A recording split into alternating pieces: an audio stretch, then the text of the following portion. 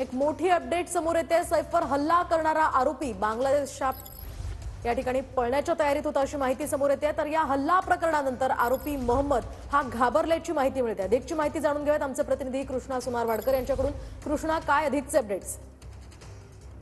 सगळ्या प्रकरणात सैफ अली खानवरती हल्ला केल्यानंतर आरोपी ज्या पद्धतीनं लपत होता किंवा दुसऱ्या मार्गाने बाहेर जाण्याचा प्रयत्न करत होता, तर 16 तारखेपर्यंतचे सीसीटीव्ही फुटेज पोलिसांच्या हाती लागलेले होते। मात्र मागच्या 2 दिवसापासून आरोपी हा माध्यमांमध्ये स्वतःबद्दलच्या बातम्या बघत होता। सीसीटीव्हीचे फुटेज सुद्धा माध्यमांमध्ये चालवत होते, त्याची सुद्धा त्याला कल्पना होती। आणि एका मुकादमकडे त्याने या संदर्भात चौकशी केली होती की मला बाहेर पळून जायचं आहे, पुन्हा बांगलादेशला जायचं आहे। त्यावेळी त्या मुकादमनं त्याला सल्ला दिलेला होता की तू पोलिसांना शरण जा। मात्र आरोपी मानसिक तणावामध्ये होता आणि त्यामुळे लपण्याचा त्यानं प्रयत्न केला। मात्र याची कुणकुण पोलिसांना लागलेली होती, गोपनीय माहिती मिळालेली होती आणि त्यानुसार काल ठाण्यातल्या कासरवडवली परिसरामध्ये पोलिसांनी मोठा बंदोबस्त लावला, आरोपीला घेरलं आणि त्यानंतर त्याच्यावरती ताब्यात घेऊन त्याच्यावरती अटकेची कारवाई जी आहे ती केलेली आहे। मात्र आरोपीला स्वतःबद्दलच्या ज्या बातम्या माध्यमांमध्ये येत आहेत त्याची पूर्ण कल्पना होती। मागच्या 2 दिवसापासून ते सगळं पाहत होता आणि त्यानंतरच बांगलादेशला पळण्याच्या तयारीत सुद्धा होता।